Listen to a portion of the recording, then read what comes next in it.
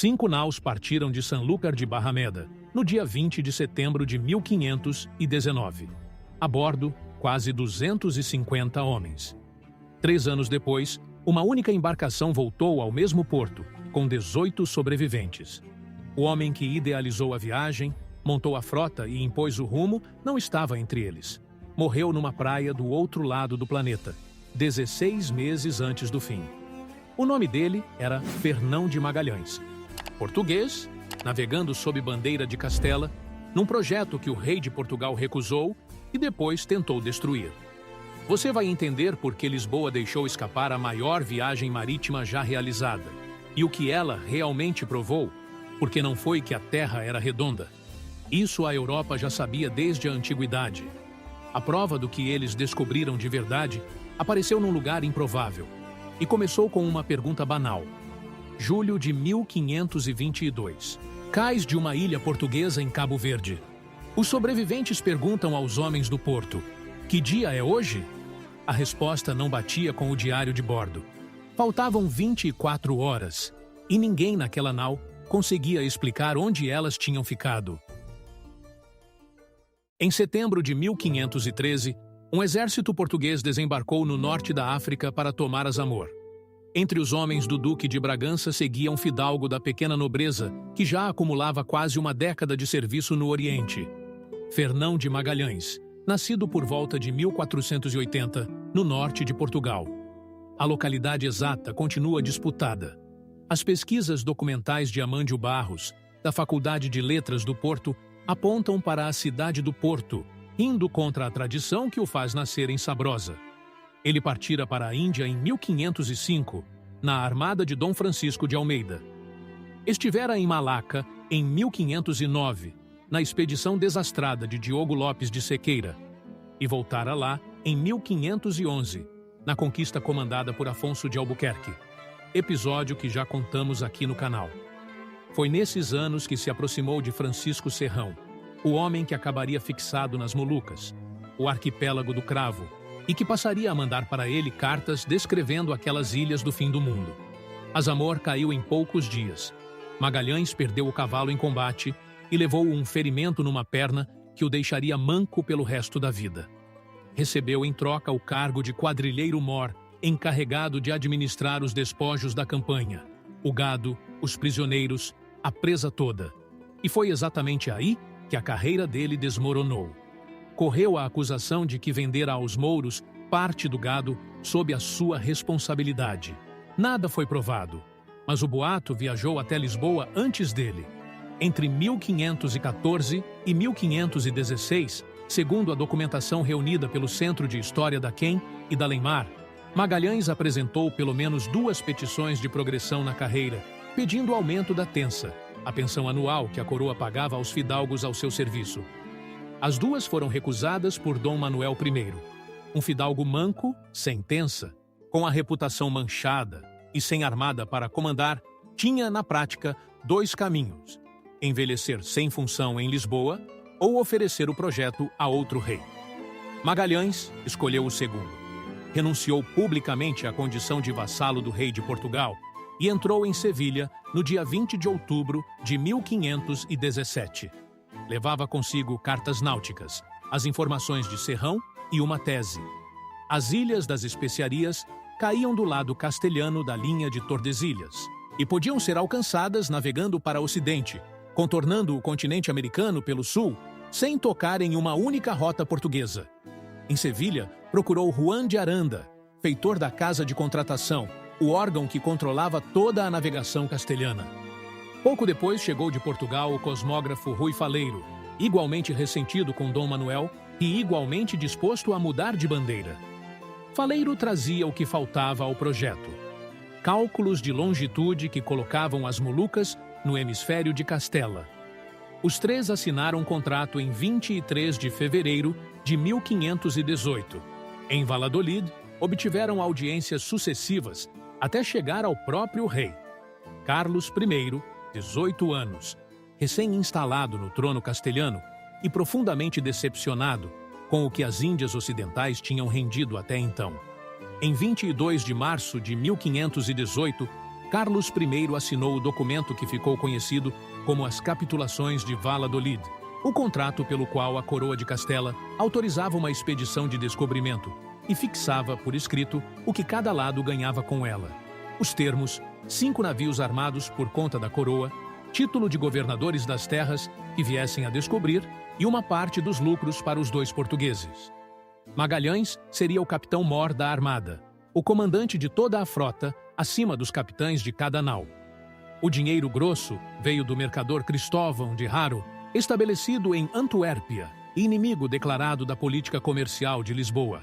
Portugal tinha acabado de recusar 2 petições de Tença. Castela acabava de aprovar uma armada inteira.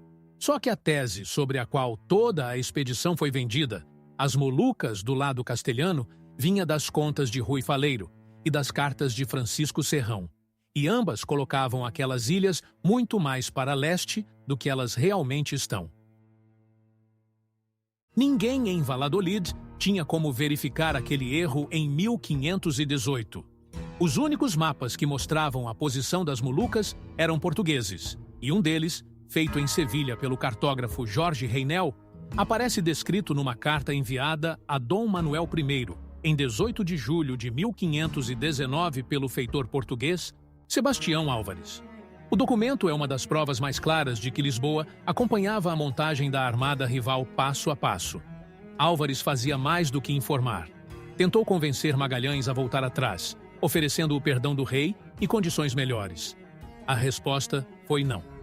A frota reunida no Guadalquivir tinha 5 embarcações. A San Antônio era a maior de todas. A capitânia de Magalhães, a Trinidad, vinha em segundo. A Santiago, a menor, tinha pouco mais da metade do porão da San Antônio. Cascos usados, comprados de segunda mão e remendados nos estaleiros de Sevilha. O próprio Álvares descreveu à corte portuguesa o estado precário daquelas naus. Mas o que ia afundar aquela armada não era a madeira, era a lista de quem ia comandá-la. As nomeações foram fechadas nos primeiros meses de 1519, e quem as controlava não era Magalhães. Era o bispo Juan Rodrigues de Fonseca, chefe da Casa de Contratação. Fonseca entregou o comando das outras naus a castelhanos: Gaspar de Quesada na Concepción, Luís de Mendoza na Victória e Juan de Cartagena na San Antônio. Cartagena, apontado por relatos da época como provável filho ilegítimo do próprio Fonseca, recebeu ainda o cargo de vedor-geral, inspetor de toda a armada, responsável pelas contas, pelas mercadorias e, na prática, pela vigilância do capitão-mor. Em 26 de julho de 1519, uma cédula real afastou Rui Faleiro da expedição, poucas semanas antes da partida.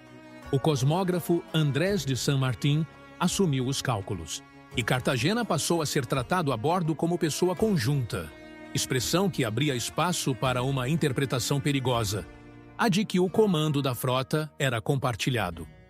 Magalhães nunca aceitou essa leitura. O capitão-mor era ele, e comando compartilhado não existia no mar. E havia um detalhe que os capitães castelhanos ainda não sabiam. Ele não pretendia informá-los da rota. Entre 30 e 40 portugueses embarcaram, número alto para uma armada da coroa de Castela.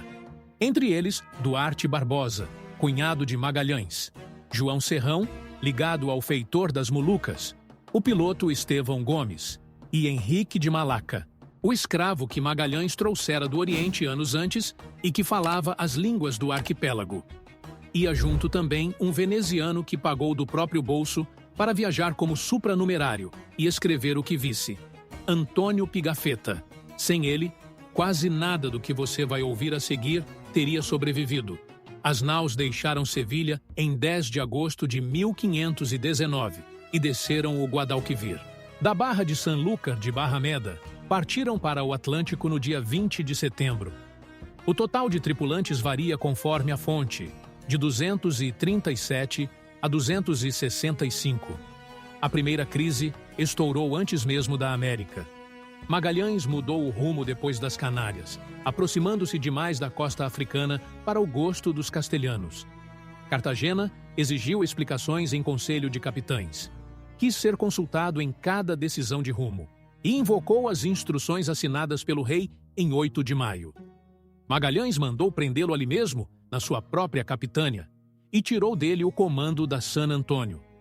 Foi a decisão mais dura que um capitão-mor português podia tomar a bordo de uma frota castelhana: prender o vedor do rei, apadrinhado pelo bispo mais poderoso da casa de contratação, a milhares de milhas de qualquer tribunal. Em 13 de dezembro de 1519, a armada ancorou na baía onde hoje conhecemos como Rio de Janeiro, no Brasil. Descansaram 13 dias, trocaram anzóis e espelhos por comida em abundância e seguiram para o sul. 4 meses depois, numa baía gelada da Patagônia, o homem que Magalhães tinha acorrentado comandaria 3 das 5 naus contra ele, e a resposta do capitão-mor viria com um machado. A costa descia e não abria.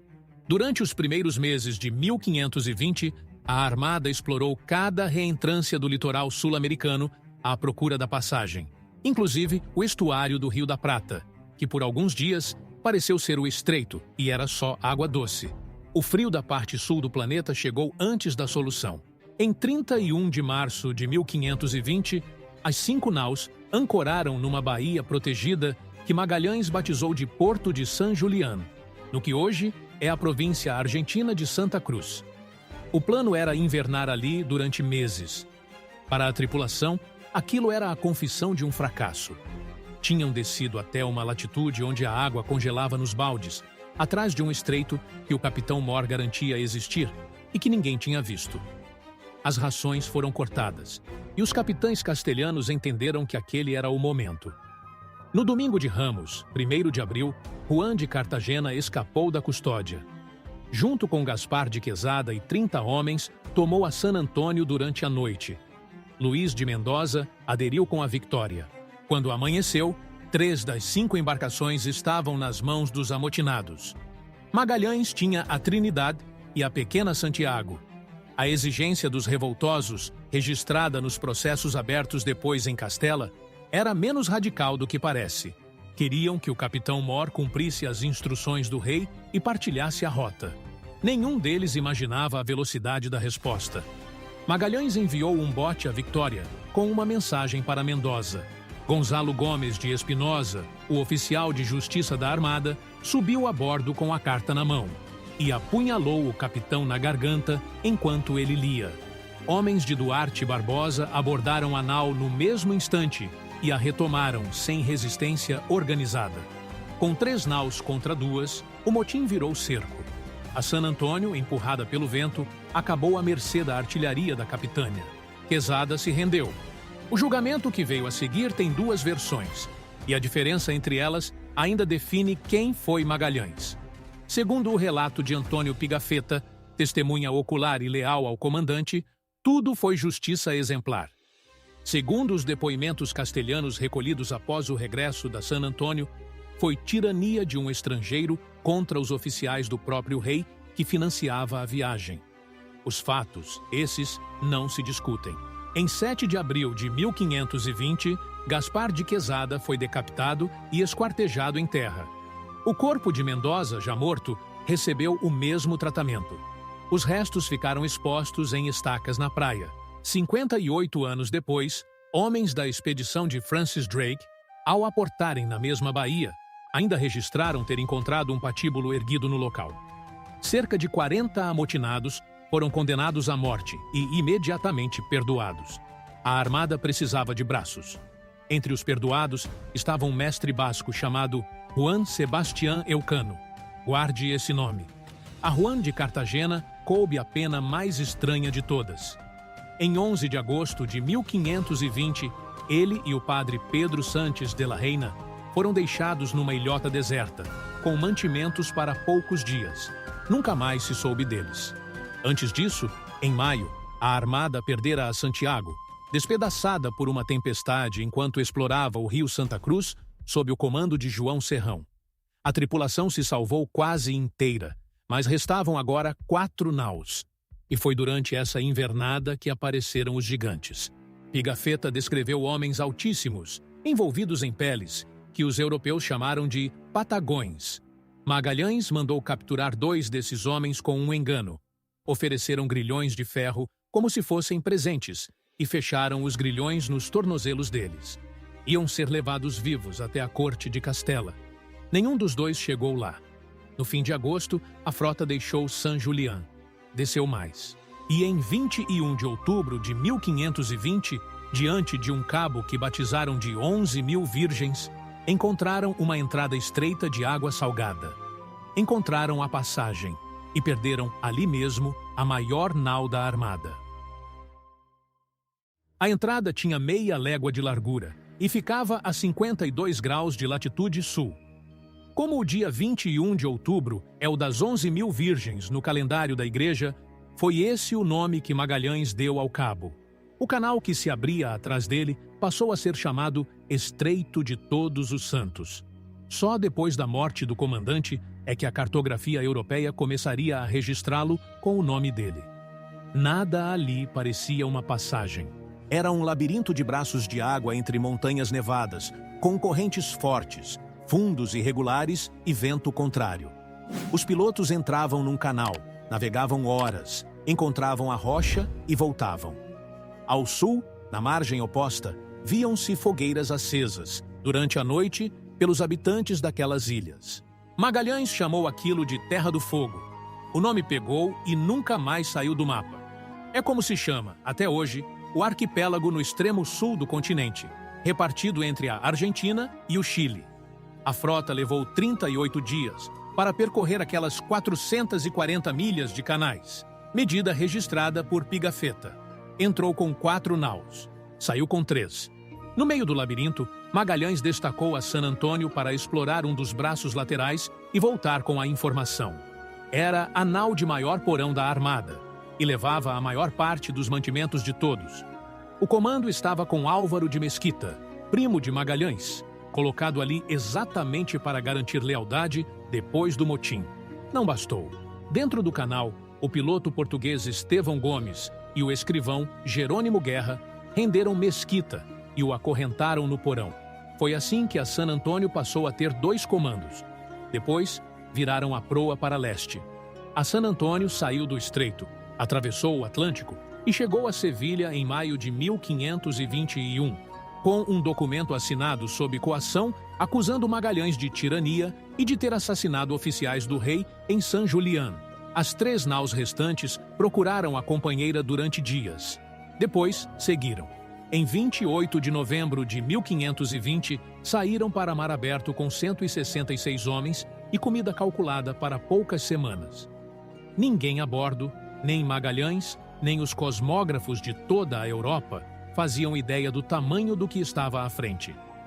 O mar era manso, nenhuma tempestade em toda a travessia, o que rendeu ao oceano o nome que carrega até hoje, Oceano Pacífico.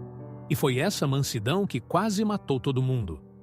Segundo o relato de Pigafetta, navegaram 3 meses e 20 dias sem obter um único alimento fresco. O biscoito de bordo já não era biscoito, tinha virado pó, e nesse pó viviam vermes.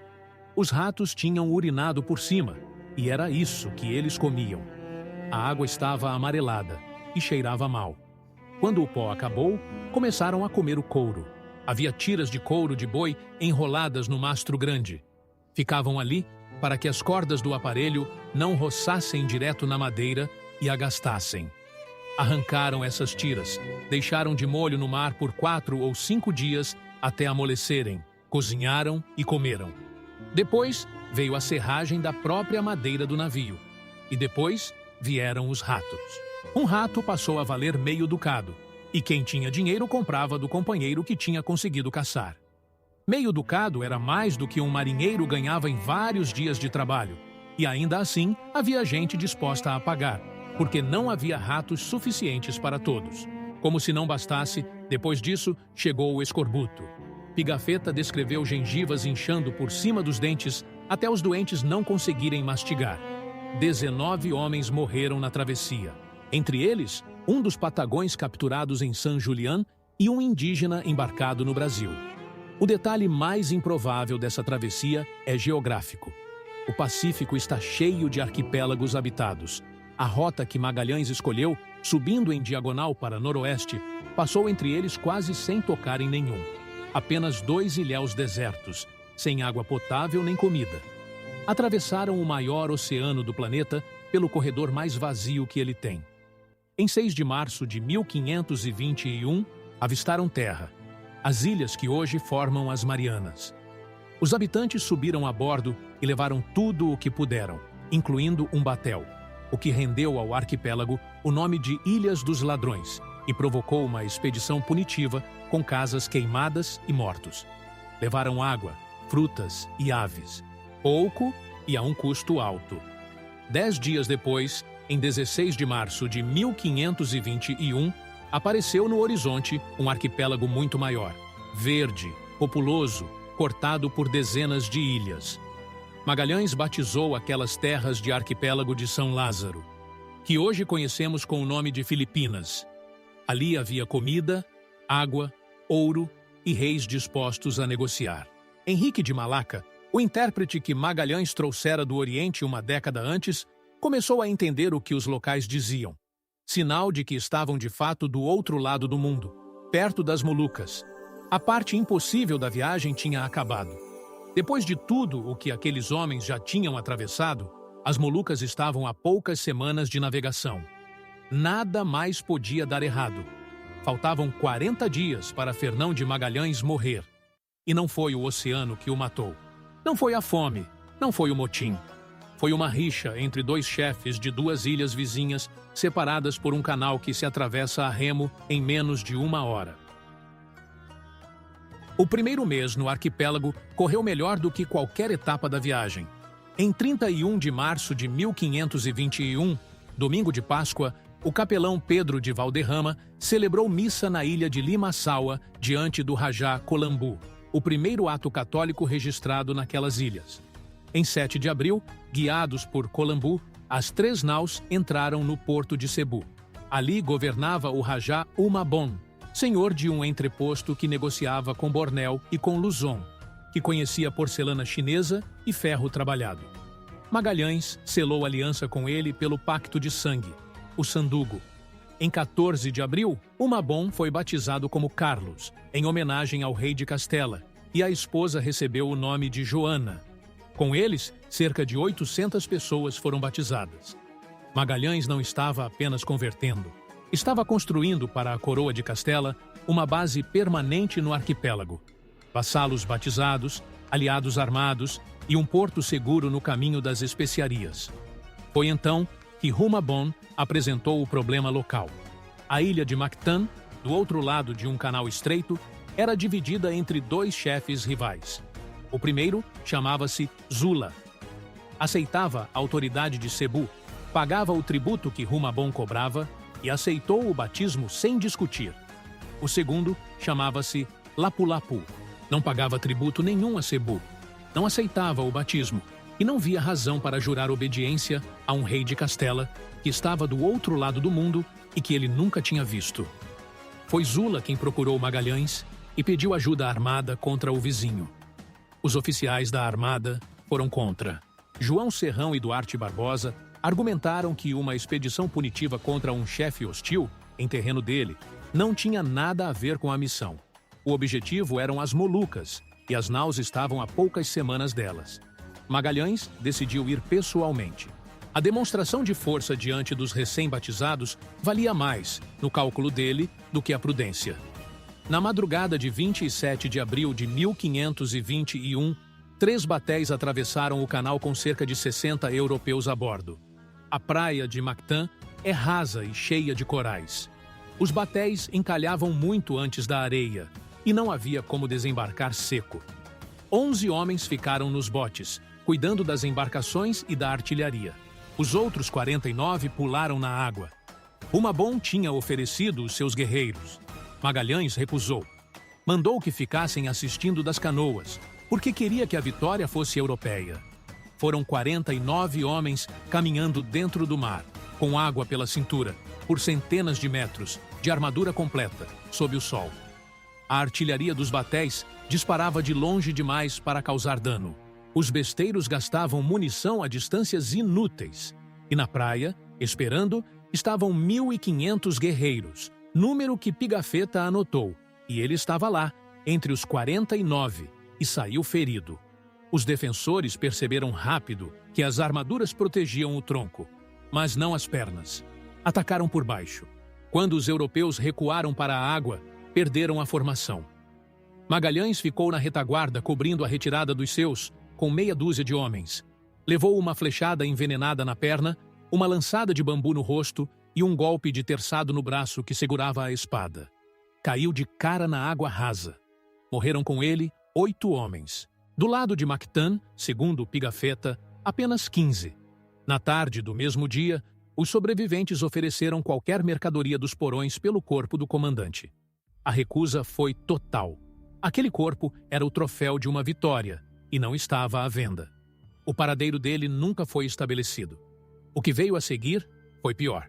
Sem Magalhães, a aliança de Cebu perdeu sentido. O Mabon tinha se convertido para ganhar um protetor forte, e o protetor estava morto numa praia visível da própria janela. Em 1º de maio de 1521, ele convidou os oficiais para um banquete em terra.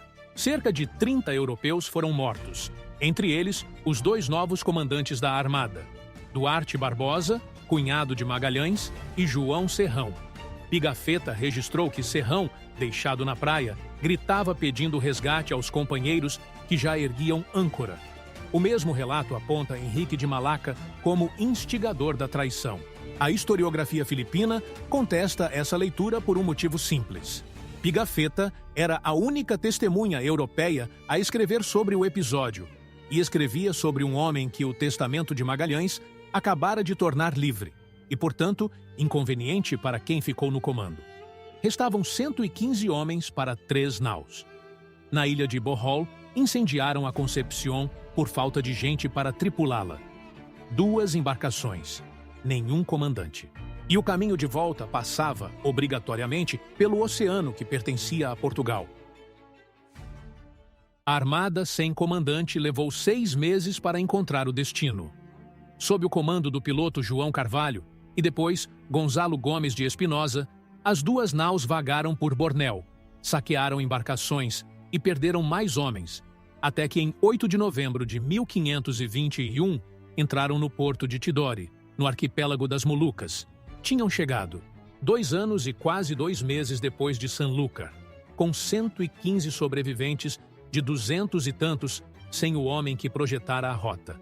Na ilha vizinha de Ternate, Francisco Serrão, o amigo cujas cartas convenceram Magalhães de que aquelas ilhas podiam ser alcançadas por Ocidente, tinha morrido em 1521, meses antes da chegada da armada, possivelmente envenenado numa intriga da corte do sultão. Os 2 combinaram reencontrar-se do outro lado do mundo. Morreram com poucas semanas de diferença, a poucos dias de navegação um do outro, e nenhum dos 2 chegou a saber da morte do outro. O sultão de Tidore, rival de Ternate, este último aliado dos portugueses, os recebeu bem e vendeu cravo. Os porões foram carregados até não caber mais. Com os porões cheios e as 2 naus prontas para partir, descobriram que a Trinidad estava entrando água pelo casco. 2 anos de mar tinham aberto as juntas da madeira, e consertar aquilo exigia descarregar tudo, virar o navio de lado e trabalhar durante meses. A Estação dos Ventos não esperava meses. Decidiu-se dividir. A Trinidad ficaria e tentaria depois voltar pelo Pacífico rumo ao Panamá. A Vitória seguiria para o oeste, sozinha. A Trinidad tentou atravessar o Pacífico de volta, rumo ao Panamá. Subiu para norte, procurando ventos favoráveis. Não encontrou nenhum, e a tripulação começou a morrer de fome e de frio em alto mar. Meses depois, arrastou-se de volta às Molucas, e ali foi capturada pelos portugueses de Antônio de Brito, que já tinham chegado ao arquipélago em força. Dos homens que ficaram com ela, 4 ou 5 reapareceram na Europa anos depois, vindos do cativeiro português. Em 21 de dezembro de 1521, a Vitória largou de Tidore com cerca de 60 homens a bordo. O comando estava com o Basco Perdoado em San Julián, Juan Sebastián Elcano. 8 dias antes daquela partida, em 13 de dezembro de 1521, Dom Manuel I morrera em Lisboa. O rei que recusou 2 vezes as petições de Fernão de Magalhães nunca soube o que tinha acontecido com a armada que deixou escapar. A decisão que Elcano tomou a seguir é a mais arriscada de toda a viagem. Para chegar a Castela, teria de atravessar o Índico e contornar a África. Águas portuguesas, patrulhadas por armadas portuguesas, com ordens explícitas de capturar qualquer nau castelhana. Elcano decidiu não tocar em nenhum porto. Desceu para sul, passou por Timor e cruzou o Índico em mar aberto, longe de qualquer costa. Levou 5 meses para dobrar o Cabo da Boa Esperança, com o mastro partido numa tempestade. A bordo, a comida acabou de novo. Entre Timor e Cabo Verde, morreram mais de 20 homens, europeus e molucanos. Sem mantimentos e água, ele acabou obrigado a fazer exatamente o que tinha evitado: aportar em território português. Em 9 de julho de 1522, a Vitória ancorou em Santiago, no arquipélago de Cabo Verde. A tripulação inventou uma história, que vinham da América. O mastro tinha quebrado, precisavam de mantimentos. E foi ali, no cais de uma ilha portuguesa, que aconteceu o episódio mais importante da viagem inteira. Os homens mandados à terra perguntaram, por rotina, que dia era. Os portugueses responderam, quinta-feira, mas para eles que estavam a bordo, era quarta-feira. Pigafetta ficou perplexo. Ele havia anotado o calendário dia após dia, sem falhar uma única vez, durante 3 anos. Não havia erro de escrita. E, no entanto, faltava um dia inteiro. A explicação demorou a ser formulada, mas é o ponto mais importante. Ao navegar sempre para oeste, acompanhando o sentido aparente do Sol, a Vitória tinha ganho 24 horas em relação a quem ficou parado na Europa. A data deixava de ser um fato absoluto e passava a depender do caminho percorrido sobre a esfera. O problema chegou às cortes e aos cosmógrafos europeus, e daquela discussão nasceria, séculos mais tarde, a linha internacional de data. A conversa no cais custou caro. A história dos náufragos americanos funcionou até a hora de pagar. Não tinham moeda a bordo e pagaram com cravo. Cravo, em 1522, só existia num lugar do planeta, nas Molucas, território português. 13 homens foram presos ali mesmo e a Vitória levantou âncora às pressas, deixando os companheiros para trás. E aqui está a resposta que este vídeo vem segurando desde o primeiro minuto. A viagem não provou que a Terra era redonda. Isso a Europa culta sabia desde a antiguidade grega, e as universidades medievais ensinavam pelo Tratado de Sacro Bosco havia 300 anos. O que aqueles homens provaram foi outra coisa, muito maior. Provaram o tamanho real do planeta. Colombo tinha encolhido o mundo nos seus cálculos. Rui Faleiro também. O Pacífico que Magalhães atravessou em 3 meses e 20 dias não cabia em nenhum mapa europeu de 1519. E esse tamanho maior empurrava as Molucas para muito além de onde Faleiro as tinha colocado. Para o lado português da divisão, como a geografia moderna viria a confirmar. A tese que vendeu a expedição não sobreviveu à própria expedição. Em 6 de setembro de 1522, a Vitória entrou na barra de Sanlúcar de Barrameda, com 18 homens vivos. 2 dias depois, subiu o Guadalquivir até Sevilha e, ao atracar, disparou todos os canhões que ainda funcionavam a bordo. A salva de tiros com que um navio anunciava o regresso. Era o mesmo cais de onde tinha partido, 1125 dias antes. Nos porões, vinham cerca de 27 toneladas de cravo. A Vitória era a menor nau que ainda flutuava daquela armada e voltou carregada até onde o casco aguentava. Sobrava espaço, porque já não havia tripulação, nem mantimentos, nem água para encher o porão. Só cravo. A venda em Sevilha rendeu mais de 8,5 milhões de maravédis, a moeda em que Castela fazia todas as suas contas. Para dar a dimensão, um rato, no meio do Pacífico, tinha custado meio ducado, o equivalente a cerca de 180 maravédis. As contas reconstruídas da expedição apontam um custo total de ordem semelhante, ligeiramente inferior. As 5 naus, os mantimentos, os salários, os 3 anos. Uma única embarcação, entre 5, trouxe carga suficiente para cobrir tudo o que a armada tinha custado.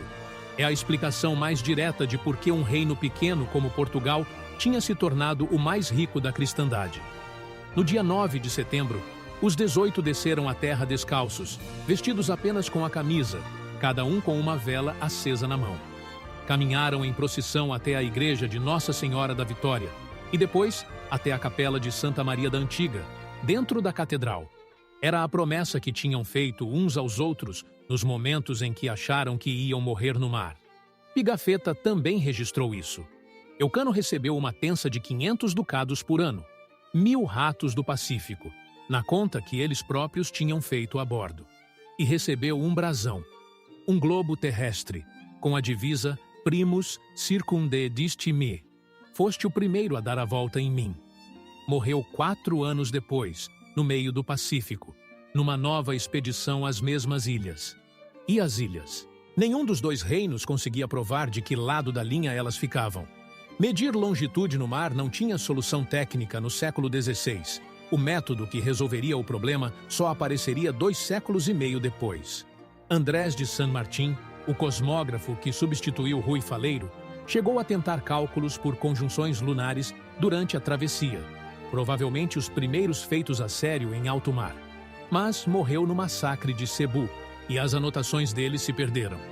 Em 1524, na junta de Badajoz Elvas, os melhores cosmógrafos dos dois reinos se sentaram à mesma mesa e não chegaram a acordo nenhum. Sem prova possível, a questão foi resolvida como se resolviam as coisas entre reis, com dinheiro. Em 22 de abril de 1529, pelo Tratado de Saragossa, Carlos V renunciou às pretensões castelhanas sobre as Molucas, em troca de 350.000 ducados de ouro pagos por Portugal.